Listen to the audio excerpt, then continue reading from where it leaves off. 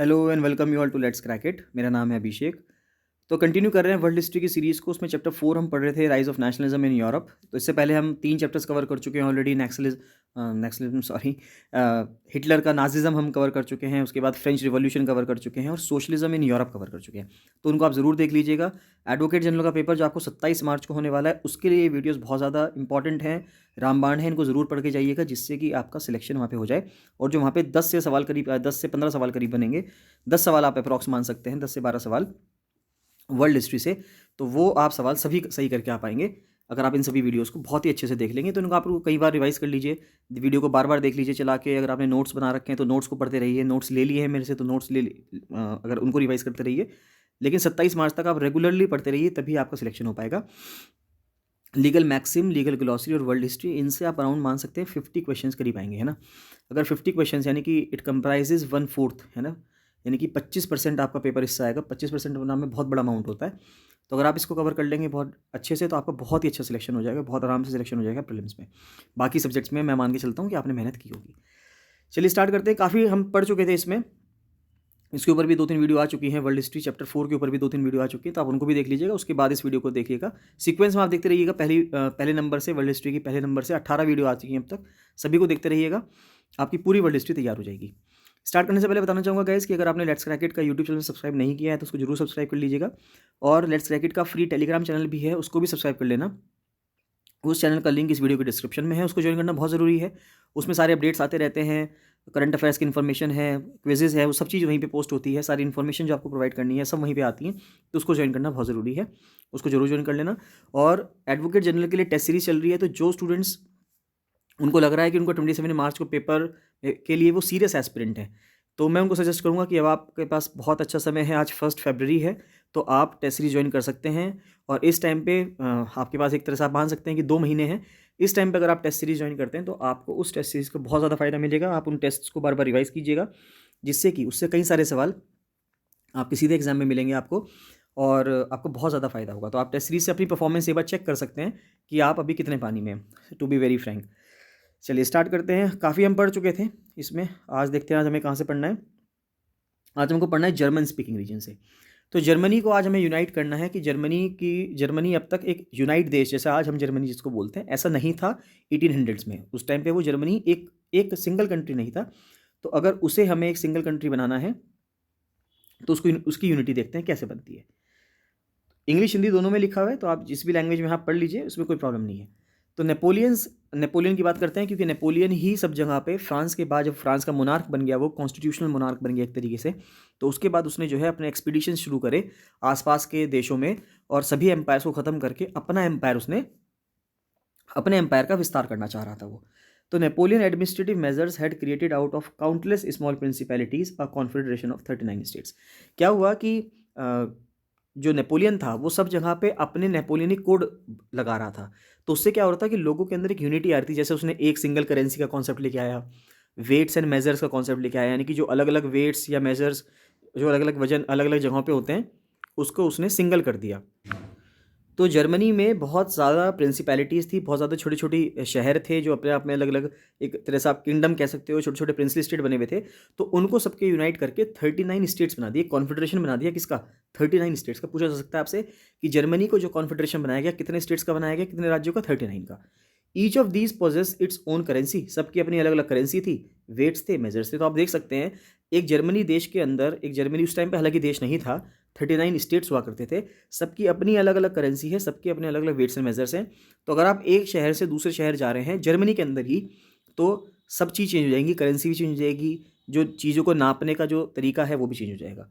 तो a merchant travelling in 1833 from Hamburg, जो कि एक जर्मनी का शहर है, टू न्यूरेमबर्ग, जो भी एक जर्मनी का शहर है, to sell his goods would have had to pass through 11 custom barriers and pay a custom duty of about 5% at each one of them. तो आप देख सकते हैं कि 1833 में जब जर्मनी एक आपस में एक यूनाइट कंट्री नहीं था, तो हैम्बर्ग शहर से अगर किसी को न्यूरेमबर्ग शहर जाना हो तो रास्ते में उसको 11 कस्टम बैरियर से पास होना पड़ता था, और हर कस्टम बैरियर पे 5-5% उसको देना पड़ता था।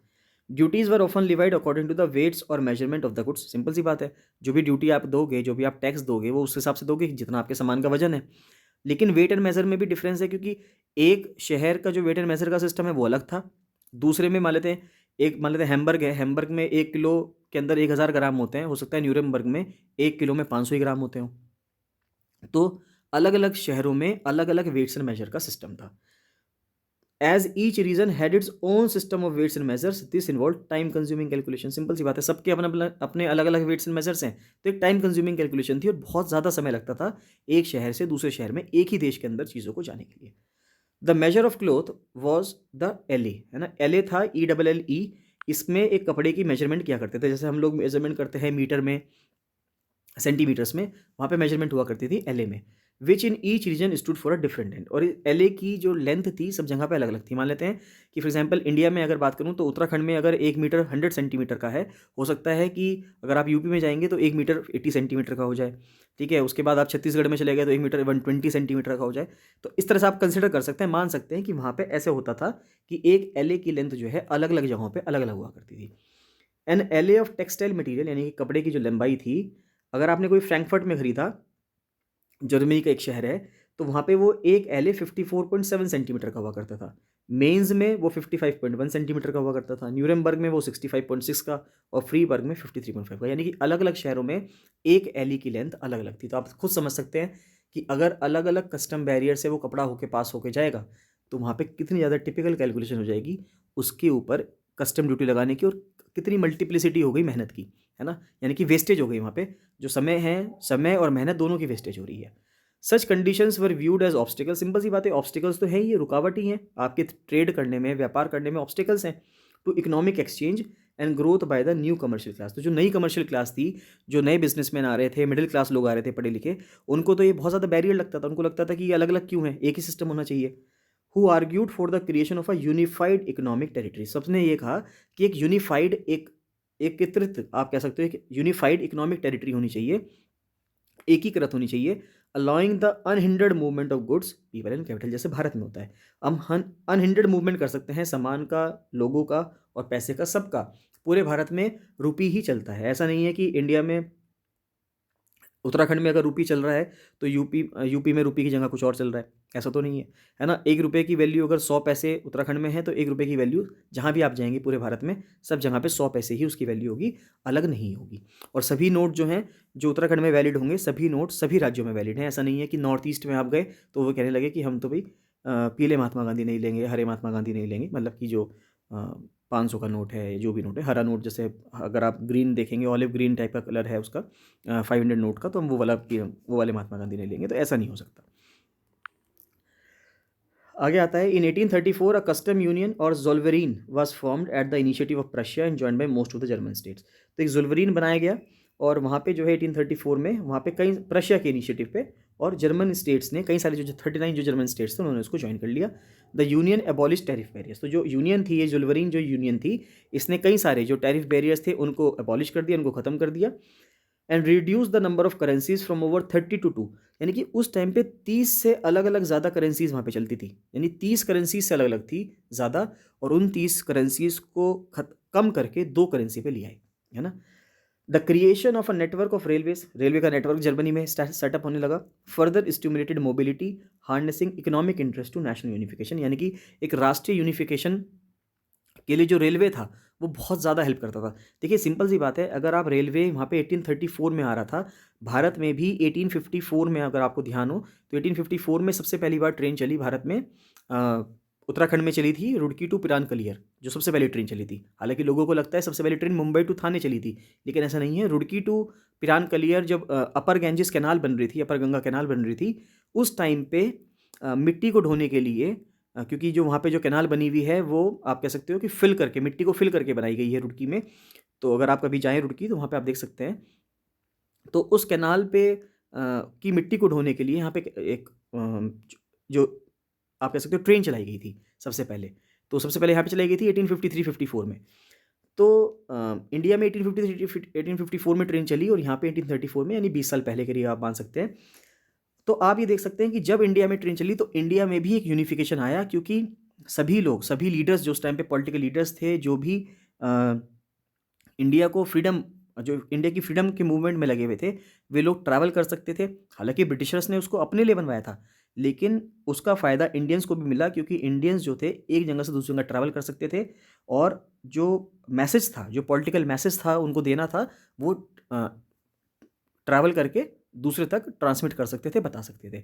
तो यानी कि रेलवेज़ ने इंडियन इंडिपेंडेंस में बहुत ज़्यादा भूमिका निभाई है। साथ ही साथ रेलवेज़ ने भूमिका निभाई है कहाँ पे? जर्मनी के यूनिफिकेशन में। तो यानी कि जब आप मेंस का कभी आंसर लिखेंगे, तो आप अगर रेलवेज़ के ऊपर कभी क्वेश्चन आता है कि रेलवे का इंफ्रास्ट्रक्चर कैसा होना चाहिए, तो आप एक हिस्टोरिकल कॉन्टेक्स्ट में इंट्रोडक्शन में अपने आंसर में मेंशन कर सकते हैं कि रेलवेज़ हमेशा से एक यूनिफिकेशन का काम करता रहा है, और रेलवेज़ ने इंडिया इंडिपेंडेंस मूवमेंट में भी और जर्मनी के यूनिफिकेशन में भी हेल्प की है। तो आप ये इस तरह से एग्जाम्पल लिखेंगे तो आपका आंसर और एनरिच हो जाएगा।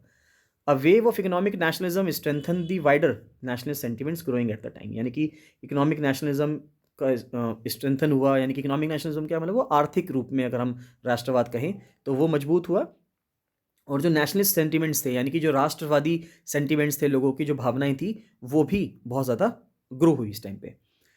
1815 के बाद न्यू कंजर्वेटिज्म आता है, क्योंकि 1815 में नेपोलियन हार गए थे। तो following the defeat of Napoleon in 1815, European governments were driven by a spirit of conservatism. अब यूरोपियन गवर्नमेंट सारी जो थी वो कंजर्वेटिज्म में आ गई। उनका कहना ये था कि अब हमें चेंज नहीं चाहिए, जो सिस्टम चल रहा था वो सिस्टम पे रहने दो। नेपोलियन ने बहुत कुछ चेंज कर दिया। Conservatives believed that established traditional institutions of state and society, जैसे कि monarchy, church, social hierarchy, property, family, वो सब वैसी की वैसी रहनी चाहिए जैसे पहले थी। देखिए, इंस्टीट्यूशन का मतलब क्या होता है अपने आप में? इंस्टीट्यूशन का मतलब होता है एक वो ऑर्गेनाइजेशन जो रूल्स एंड रेगुलेशन से चलती है। शादी भी, मैरिज भी अपने आप में एक इंस्टीट्यूशन है। जहाँ पे भी कायदे कानून आ जाते हैं वो अपने आप में एक इंस्टीट्यूशन बन जाता है। जैसे आप स्कूल जाते हैं, कॉलेज जाते हैं, तो वो अपने आप में एक इंस्टीट्यूशन क्यों है? क्योंकि वहाँ पे कुछ कायदे कानून हैं स्कूल कॉलेज जाने के। जैसे आपको यूनिफॉर्म में जाना है स्कूल में, वहाँ पे मैनर्स कैसे रखने हैं, टीचर्स के सामने कैसे बात करनी है, वो सब अपने आप में एक कायदे कानून है उस जगह के, तो इसलिए उसको इंस्टीट्यूशन कहा जाता है। तो यहाँ पे स्टेट या सोसाइटी के जो इंस्टीट्यूशन है, कायदे कानून है, जैसे कि मोनार्की के अपना कायदे कानून है, चर्च के हैं, सोशल हायरार्की है, जैसे कि भारत में वर्ण सिस्टम कह दो आप, कि जो भारत में वर्ण है कि भाई ऊपर ब्राह्मण हैं, क्षत्रिय हैं, वैश्य हैं, शूद्र हैं, यानी कि ये जो सोशल हायरार्की है, ये जर्मन लोगों का, या आप कह सकते हो कि जो यूरोपियन लोगों का, उनका कहना ये था कि ये जो सब चीज़ें हैं ये एज इट इज़ रहनी चाहिए, इनको चेंज करने की ज़रूरत नहीं है। Most conservatives however did not propose a return to the society of pre revolutionaries. अब देखिए, वो ये तो कह रहे थे कि इन सबको प्रिजर्व कर दो, इन सब चीज़ों को, लेकिन कंजर्वेटिव्स ये भी कह रहे थे कि हमें जो रिवॉल्यूशन से पहले वाले जो दिन थे उसमें भी नहीं जाना। यानी कि उससे पहले जो पूरी स्ट्रिक्ट मोनार्की आ गई थी और ये सब चीज़ थी, उस टाइम पे थी मोनार्की वगैरह, तो हमें उसमें भी नहीं जाना है, इनका ये भी कहना था। Rather, they realized from the changes initiated by Napoleon that modernization could in fact strengthen traditional institutions like the monarchy. तो उनका ये मानना था कि नेपोलियन ने जो मेजर्स अपनाए हैं उससे मोनार्की को और ज़्यादा ताकत ही मिलेगी, मोनार्की कमज़ोर नहीं होगी, है ना। मोनार्की और ज़्यादा कमज़ोर कमज़ोर नहीं ना होके मजबूत हो जाएगी। क्यों मजबूत हो जाएगी? क्योंकि मोनार्की से, और मोनार्की जो है यानी कि जो राजा है, अगर पूरे देश में एक ही पैसा चल रहा होगा, एक ही करेंसी चल रही होगी, सिंगल ही वेट्स एंड मेजर होंगे, तो उससे क्या फ़ायदा होगा? इससे ये फ़ायदा होगा कि राजा को जो टैक्सेशन मिलेगा, राजा को जो टैक्स मिल सकता है, वो राजा को पता होगा, क्योंकि उसको, राजा को अलग अलग हिसाब नहीं रखना पड़ेगा कि कहाँ पे क्या करेंसी चल रही है, कहाँ पे क्या वेट्स एंड मेजर्स हैं।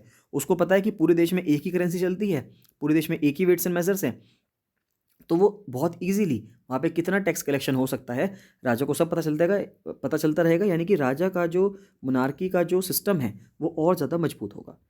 It could make state power more effective and strong. Simple सी बात है, स्टेट की जो ताकत है वो और ज़्यादा इफेक्टिव हो जाएगी। एक मॉडर्न आर्मी हुई, एफिशिएंट ब्यूरोक्रेसी हुई, डायनामिक इकोनॉमी हुई, और abolition of feudalism and serfdom could strengthen the autocratic monarchies of Europe. यानी कि अगर हमने आर्मी को मॉडर्नाइज कर दिया, ब्यूरोक्रेसी यानी कि जो नौकरशाही है वो बहुत एफिशिएंट हो गई, इकोनॉमी डायनामिक है, यानी कि इकोनॉमी जो है बहुत ज़्यादा मजबूत है, और इकोनॉमी करंट टाइम के हिसाब से चल रही है वहाँ की अर्थव्यवस्था, ठीक है। फ्यूडलिज्म, सर्वडॉम को आपने ख़त्म कर दिया, तो उससे ऑटोक्रेटिक मोनार्की जो है यूरोप की, वो और ज़्यादा मजबूत होगी। 1815 में यूरोपियन पावर्स के जो रिप्रेजेंटेटिव थे, यूरोपियन पावर्स के रिप्रेजेंटेटिव कौन कौन थे? ब्रिटेन, प्रशिया, रशिया और ऑस्ट्रिया। इसने डिफीट किया था नेपोलियन को। ये सवाल पूछा जा सकता है कि चार कौन कौन से देश थे? इन चार आपको देश दे दिए, चार ऑप्शंस में, तीन ऑप्शन तो ये दे देगा, इन तीन चार में से तीन नाम दे देगा और एक कोई दूसरा नाम दे देगा, ठीक है। मान लेते पोलैंड दे दिया उसने, या उसने कह दिया बाल्कन स्टेट्स, है ना, तो वो ऑप्शन, वो आंसर नहीं होगा। तो 1815 में नेपोलियन को जिसने हराया, वो किन्होंने हराया? ब्रिटेन ने, रशिया ने, प्रशिया ने और ऑस्ट्रिया ने। इन चारों ने मिलकर नेपोलियन को हराया। तो ये आपको बहुत अच्छे से ध्यान रखना है। Met at Vienna to draw the up a settlement for Europe. तो इन्होंने वियना सेटलमेंट किया, वियना में ये मिले नेपोलियन को हराने के बाद। The congress was hosted by the Austrian chancellor duke Metternich. ये सवाल पहले भी पूछा गया है, पिछले साल 2018 का जो हाईकोर्ट वाला पेपर है उसमें पूछा गया है, दोबारा पूछा जा सकता है कि जो कांग्रेस हुई यहाँ पे ऑस्ट्रिया में वियना में जो कांग्रेस हुई उसको किसने होस्ट किया था? उसने ऑस्ट्रिया का जो चांसलर था ड्यूक मेटरनिच, उसने इसको होस्ट किया था। The delegates Drew up the treaty of Vienna of 1815 में ट्रीटी ऑफ वियना हुई with the object of undoing most of the changes that had come about in Europe during the Napoleonic Wars. तो Napoleonic Wars के वजह से Europe में जो भी बदलाव आए थे उन सब बदलावों को वापस उसी स्थिति में ले जाने के लिए जिस स्थिति में वो पहले हुआ करते थे, ट्रीटी ऑफ वियना हुई थी 1815 में। The Bourbon dynasty which had been deposed during the French revolution. देखिए 1879 हमने फर्स्ट चैप्टर में पढ़ा था कि 1889 में जिस टाइम पे फ्रेंच रिवॉल्यूशन हुआ, तो 1889 में फ्रेंच रिवॉल्यूशन के दौरान सॉरी नॉट 1889, 1789 में फ्रेंच रिवॉल्यूशन के दौरान बॉर्बन डायनेस्टी वहाँ पे रूल कर रही थी। तो उस टाइम पे बॉर्बन डायनेस्टी को लुई 16 को, जो उस टाइम पे राजा थे वहाँ पे, उनको हटाया गया और उनकी जगह फिर वहाँ पे आप कह सकते हो कॉन्स्टिट्यूशन आया, एक नेशनल असेंबली बनी। तो which had been deposed during the French revolution, उनको डिपोज कर दिया गया, उनको उनकी पद से हटा दिया गया। Was restored to power and France lost the territories it had annexed under Napoleon. तो ट्रीटी ऑफ वियना के दौरान ये डिसाइड हुआ कि जो बॉर्बन डायनेस्टी थी जिसको बाहर निकाल दिया गया था फ्रांस के लोगों के द्वारा, उसको वापस से इस्टेब्लिश कर दिया जाएगा फ्रांस में। और जो फ्रांस ने लड़ लड़कर नेपोलियन के अंडर में लड़ लड़ के उसने जो दूसरे देशों की टेरिटरी कब्जाई थी, वो टेरिटरी सारी उन देशों को या उनके राजाओं को वापस देती जाएगी। A series of states were set up on the boundaries of France to prevent French expansion in future। और छोटे छोटे स्टेट्स बना दिए गए, लाइन से स्टेट बना दिए गए फ्रांस की पूरी बाउंड्री पे, जिससे फ्रांस दोबारा से कभी ऐसा ना कर सके फ्यूचर में कि दोबारा से वो लड़ाई करे, वॉर हुए और जो अलग अलग देश हैं वो वापस से फ्रांस के अंडर आ जाएं, क्योंकि फ्रांस अपने आप में एक मजबूत देश था। तो ऐसा ना हो फ्यूचर में, इसलिए छोटे छोटे स्टेट्स जो हैं उसकी बॉर्डर पे बना दिए गए। Thus, the kingdom of the Netherlands, which included Belgium, was set up in the north. Genoa was added to Piedmont in the south। तो देखिए नीदरलैंड्स जो था जिसमें बेल्जियम भी इंक्लूड था वो नॉर्थ में सेटल हो गया। अगर आप देखेंगे, अगर ये फ्रांस है तो आप देखेंगे यहाँ पे बेल्जियम भी है और नीदरलैंड्स भी है, ठीक है। ये नॉर्थ में बेल्जियम और नीदरलैंड्स हैं फ्रांस के, और यहाँ पे साउथ में इटली है फ्रांस के। तो Genoa was added to Piedmont in the south. Piedmont का क्या मतलब होता है? देखिए पीड और मोंट, मोंट का मतलब है माउंटेन।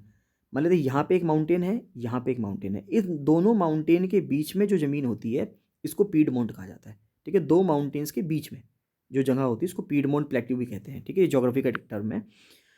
तो जिनोवा जो था वो उसको ऐड कर दिया गया piedmont in the south. South में क्या है? इटली का देश है। तो जिनोवा जो है वो कहाँ का पार्ट है? इटली का। ये सवाल भी 2018 के हाईकोर्ट के पेपर में पूछा गया था, एडवोकेट जनरल ARO के हाईकोर्ट के पेपर में, कि जिनोवा जो है वो किस कंट्री का पार्ट है। तो जिनोवा जो है वो इटली का पार्ट है, ये सवाल पूछा सकता है। तो उसमें जितने भी शहरों के नाम आ रहे हैं वो सब ये ध्यान रखिएगा, जैसे ऊपर न्यूरेमबर्ग आया, हैम्बर्ग आया, तो ये भी ध्यान रखिएगा कि ये जर्मनी के सब पार्ट है। ये सवाल बन सकता है कि ये कोई भी नाम दे देगा, कह देगा कि ये किस देश का पार्ट है। वर्ल्ड हिस्ट्री का सिंपल सा क्वेश्चन पूछ लेगा और आपको उसमें देश का टिक लगाना पड़ेगा। अगर पता है तो आप लगा पाएंगे, वरना देख के आएंगे क्वेश्चन। तो Prussia was given important new territories on it's western frontiers while Austria was given control of northern Italy. तो ऑस्ट्रिया को नॉर्थन इटली का रूल करने के लिए दे दिया गया और प्रशिया को कुछ नई टेरिटरीज दे दी गई। German confederation of 39 states that had been set up by Napoleon was left untouched. लेकिन जो जर्मन कॉन्फेडरेशन बना था 39 स्टेट्स के द्वारा, जो नेपोलियन ने बनाया था वॉर करके, वहाँ पे उसको यूनाइट किया था अपने नेपोलियनिक कोड लगा के, उनको नहीं छुआ गया। और जर्मनी को जो है वो जर्मनी किसी के अंडर में नहीं आया, ठीक है।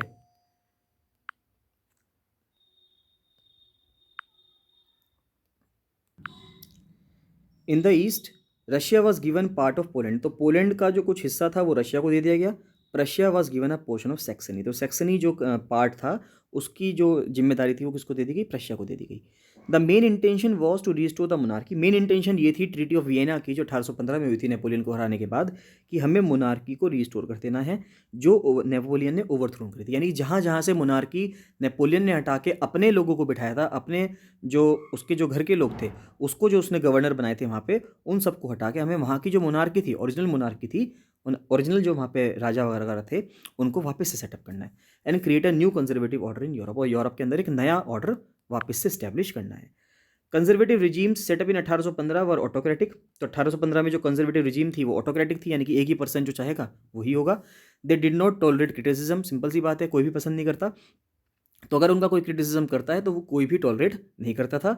एंड डिसेंट यानी कि अगर आप उनकी बात नहीं मानेंगे तो वो आपको पसंद नहीं करेंगे। And sought to curb activities that question the legitimacy of autocratic governments. तो वहाँ की जो मोनार्की थी, सभी लोग ऐसा करते हैं कि वहाँ की जो मोनार्की थी, अगर कोई पर्सन उनकी एक्टिविटी पे सवाल उठाता था तो वो उस पर्सन को क्या करते थे, उस पर्सन को ख़त्म कर देते थे या उस पर्सन को साइड कर देते थे, जेल में डाल देते थे।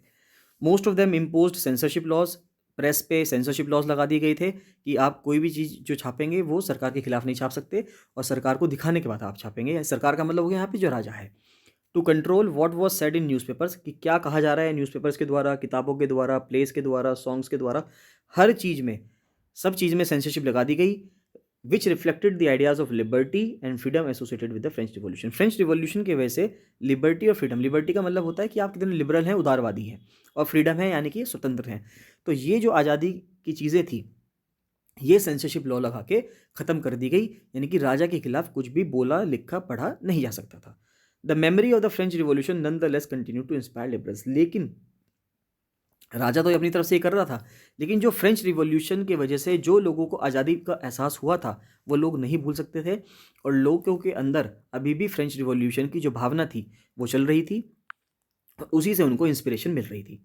One of the major issues taken up by the liberal nationalist who criticise the new conservative order was freedom of the press. तो सबसे ज़्यादा जो लोग वहाँ पे जो डिमांड कर रहे थे वो क्या डिमांड कर रहे थे कि भाई प्रेस की फ्रीडम होनी चाहिए।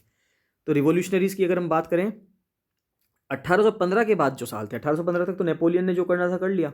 अब 1815 के बाद the fear of repression drove many liberal nationalist underground. Simple सी बात है, 1815 के बाद जो लिबरल नेशनलिस्ट थे, यानी कि जो उदारवादी लोग थे और राष्ट्रवादी लोग थे, वो कई सारे लोग अंडरग्राउंड चले गए, इस डर से कि अब जो लोग मोनार्की वापस रिस्टोर कर रहे हैं, जो ट्रीटी ऑफ वियना हुआ है उसके बाद, मेटरनिच के बाद जो वापस से मोनार्की रिस्टोर हो रही है, तो वो लोग जो इस धारा के लोग थे, इस विचारधारा के लोग थे कि भाई हमें फ्रीडम मिलनी चाहिए, सेंसरशिप नहीं होनी चाहिए प्रेस पे, उन सब लोगों का दमन करेंगे, उन सब लोगों को दबा देंगे, तो वे सब लोग अंडरग्राउंड जाने लगे। Secret societies sprang up in many European states to train revolutionaries and spread their ideas. देखिए सिंपल सी बात है, जो वहाँ पर मोनार्की कर रही थी वो ही भारत में अंग्रेज कर रहे थे। तो भारत में अंग्रेज बिल्कुल भी डिसेंट पसंद नहीं करते थे, क्रिटिसिज्म पसंद नहीं करते थे, तो जो लोग सरकार के खिलाफ बोलते थे उन लोगों को मार दिया जाता था। इसलिए भारत में भी बहुत सारी सीक्रेट सोसाइटीज़ बनी, लेकिन उन सीक्रेट सोसाइटीज़ का भारत में आइडिया कैसे मिला? वो मिला यूरोप से, जो भारत से पहले 70-80 साल पहले यूरोप में बन रही थी। यूरोप में जो अलग अलग देशों में, इटली में और भी दूसरे देशों में, जर्मनी में जो अलग अलग सीक्रेट सोसाइटीज़ बनी, वहाँ के लोगों को या वहाँ के देश को देश बनाने के लिए, आज़ाद करवाने के लिए मोनार्की से, बाद में 70-80 साल बाद 1910 में, 1920 में भारत ने भी उससे एग्जाम्पल लेके, भारत के जो क्रांतिकारी थे, रिवॉल्यूशनरीज थे, भारत में जो आज़ाद करवाने के लिए जो फ्रीडम फाइटर्स थे, उन्होंने भी भारत में सीक्रेट सोसाइटीज़ बनाई।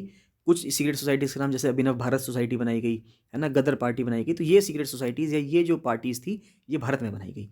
हालांकि गदर पार्टी भारत में ना बना के सैन फ्रांसिस्को में बनाई गई थी, लेकिन आप कह सकते हो कि इंडियन रिवॉल्यूशनरी मूवमेंट के लिए वो बनाई गई थी। To be a revolutionary at this time meant a commitment to oppose monarchical form. Simple सी बात है, रिवॉल्यूशनरी होना उस टाइम पे, क्रांतिकारी होने का मतलब क्या है कि आप सीधे सीधे राजा से टक्कर ले रहे हो, आप राजा के खिलाफ हो। That had been established after the Vienna congress and to fight for liberty and freedom. कि आप वियना कांग्रेस के बाद जो मोनार्की सेटअप हुई थी, आप सीधे सीधे उसके खिलाफ हो और आप लिबर्टी और फ्रीडम के लिए लड़ रहे हो। Most of these revolutionaries also saw the creation of nation states as a necessary part of this struggle for freedom. तो कई सारे क्रांतिकारियों का कहना ये था कि अब हमें राजा के अंडर नहीं रहना है, अब हमारे देश को एक नेशन स्टेट बनना है, हमारे देश को एक नेशन बनना है, राष्ट्र बनना है। राष्ट्र का मतलब होता है राष्ट्र में कई सारे लोग रह सकते हैं और वो एक अपनी अलग आइडेंटिटी रखता है। One such individual was the Italian revolutionary Giuseppe Mazzini. तो उसमें से एक गिस्पी मैजिनी थे, जो इटली के, आप रिवोल्यूशनरी कह सकते हैं कि इटली के रिवोल्यूशनरी थे। बॉर्न इन जिनोवा इन 1807, जिनोवा जो कि इटली का पार्ट है, 1807 में पैदा हुए थे। He became a member of the secret society of the Carbonari. तो कार्बोनारी के एक सीक्रेट सोसाइटी थी, गुप्त संस्था थी, तो उसमें ये मेंबर थे। As a young man of 24 साल ही was sent into exile in 1831 for attempting a revolution in Liguria. तो अब ये सब चीज़, ये जो शब्द शहर वहर के नाम है, इन सबको पता कर लेना एक बार कि ये किस किस देश में इस टाइम पे हैं। इनसे सवाल कभी कभी बन सकता है, 2018 में सवाल बन चुका है। तो जब ये 24 साल के थे तो इनको एग्जाइल में भेज दिया गया 1831 में। एग्जाइल का मतलब होता है कि आपको दूसरे देश में भेज दिया जाता है, अपने देश से निकाल दिया जाता है आपको। He subsequently founded 2 more underground societies, first young Italy in Marseilles and young Europe in Berne. तो इन्होंने 2 सीक्रेट सोसाइटी को जन्म दिया। एक तो यंग इटली बनाई इन्होंने मर्साइल में, और एक यंग यूरोप बनाई बर्न में। और इसी के नाम पे, यंग इटली या यंग यूरोप के नाम पे, भारत में भी वीडी सावरकर ने एक सोसाइटी बनाई थी। किस नाम से, वो आप मुझे कमेंट सेक्शन में कमेंट करके बताएंगे।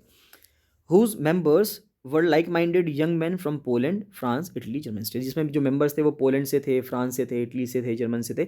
ये वो लोग थे जो चाहते थे कि मोनार्की खत्म हो और कॉन्स्टिट्यूशन आए और नेशन स्टेट बने।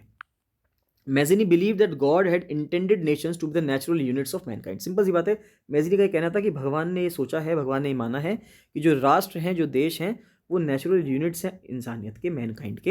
यानी कि उसमें राजा का कोई कॉन्सेप्ट नहीं है, वहाँ पे जो लोग हैं, नॉर्मल लोग हैं, वो ही उस देश को गवर्न करेंगे। So Italy could not continue to be a patchwork of small state and kingdom. यानी कि इटली में छोटे छोटे राज्य, किंगडम्स नहीं होने चाहिए। इटली पूरा का पूरा एक यूनाइट, एक कंट्री होना चाहिए। It had to be forced into a single unified republic with in a wider alliance of nations. तो जो वाइडर अलायंस ऑफ नेशंस हैं, यानी अलग अलग देश हैं, उसी में से एक इटली भी होना चाहिए, जो अपने आप में क्या होगा, पूरा का पूरा यूनिफाइड होगा। This unification alone could be the base of Italian liberty. यही यूनिफिकेशन की वजह से क्या होगा, इटालियन लिबर्टी आएगी। यानी कि इटली के अंदर के जो लोग हैं, उनके अंदर सभी लोगों को उदारता मिलेगी, और वे सब लोग जो हैं, वो जो उनकी इच्छा होगी, पब्लिक मॉरल ऑर्डर रखते हुए वो लोग वो कर सकते हैं। यानी कि देखिए, मॉरल जरूरी है, पब्लिक ऑर्डर बनाना जरूरी है। ऐसा नहीं है कि आप कहें कि भाई मेरा किसी को मर्डर करने का मन कर रहा है, तो ये कोई तरीका नहीं हुआ है ना, ऐसा नहीं हो सकता। एक पब्लिक ऑर्डर बनाकर और आपकी जो इच्छा है आप वो कर सकते हो। जैसे भारत में एक पब्लिक ऑर्डर को मेंटेन रखते हुए आपकी जो इच्छा है वो कर सकते हैं। Following his model secret societies were set up. Simple सी बात है, अगर एक बार कहीं पे आपको एग्जाम्पल मिल जाता है, आइडिया मिल जाता है कहीं से, तो सभी देश, सभी लोग उसको फॉलो करने की कोशिश करते हैं। उसको फॉलो करने की कोशिश भारत में भी की गई। तो जब इटली के गुइस्पी मैजिनी ने सोसाइटीज़ बनाई, सीक्रेट सोसाइटीज़ बनाई, यंग इटली, यंग यूरोप के नाम से, उसके बाद जर्मनी में, फ्रांस में, स्विट्जरलैंड में, पोलैंड में, सब जगह पे सीक्रेट सोसाइटीज़ बनने लगी।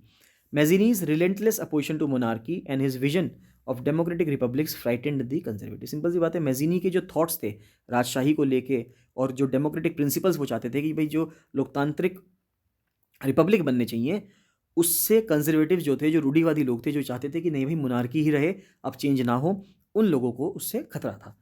मेटरनिच described him as the most dangerous enemy of our social order. तो मेटरनिच जो थे वो अपना में राजा था, तो वो तो ये सोचता था कि भाई मैं राजा हूँ और मैं ही रहना चाहिए, जो कॉन्स्टिट्यूशन है या लोगों के द्वारा जो चुनी सरकार है ऐसी नहीं होनी चाहिए। तो मेटरनिच ने, ये सवाल पूछा जा सकता है आपसे कि the most dangerous enemy of our social order किसने कहा था, मेटरनिच ने कहा था, किसको कहा था, गुइस्पी मैजिनी को कहा था। तो दोनों तरह से सवाल बन सकता है। Giuseppe Mazzini and the founding of young Europe in Berne in 1833। ये भी पूछ सकते हैं कि कब बना था। गुइस्पी मैजिनी जो थे वो फाउंडर थे, और यंग यूरोप कब बनाई गई थी, बर्न में बनाई गई थी, और कब बनाई गई थी, 1833 में बनाई गई थी। तो that's all. Age of revolution से हम नेक्स्ट वीडियो में कवर करेंगे, नहीं तो ऑलरेडी ये वीडियो काफ़ी लंबी हो चुकी है। इसके बाद ठीक है, एक या दो वीडियो और लगेंगी, उसके बाद ये आपका टॉपिक कंप्लीट हो जाएगा। इसमें कुछ और आएगा, अगर ऐड होगा तो ऐड ऑन होगा फर्दर, तो मैं आपके सामने वो डिस्कस कर लूँगा। आपको कोई भी डाउट है तो आप कमेंट सेक्शन में कमेंट करके बता सकते हैं, मुझसे कोई भी डाउट पूछ सकते हैं। अगर आपको टेस्ट सीरीज ज्वाइन करनी है तो आप टेस्ट सीरीज ज्वाइन कर सकते हैं। उसके लिए आप मुझको 7665804421 पर कॉल या मैसेज कर सकते हैं और टेस्ट सीरीज ज्वाइन कर सकते हैं। जो स्टूडेंट्स अपर पीसीएस की तैयारी कर रहे हैं तो अपर पीसीएस की टेस्ट सीरीज भी चल रही है। 3 अप्रैल को पेपर है अपर पीसीएस का, तो आप अपर पीसीएस की टेस्ट सीरीज भी ज्वाइन कर सकते हैं।